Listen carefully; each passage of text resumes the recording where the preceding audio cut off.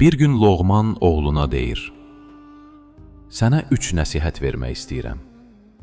Birinci, çalış həyatın boyu dünyanın ən ləzzətli yeməklərini yiyəsən.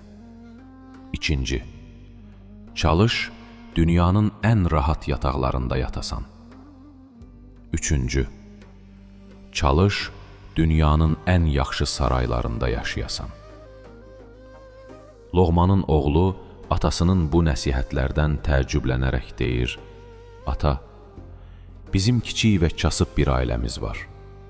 Bu kasıb vaxtımızda bunlara mən necə nail ola bilərəm?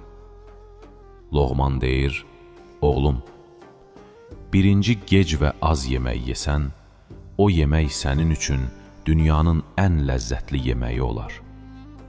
İkinci, çox çalışıb gec yatsan. Yatdığın hər hansı bir yer sənin üçün dünyanın ən rahat yeri olar.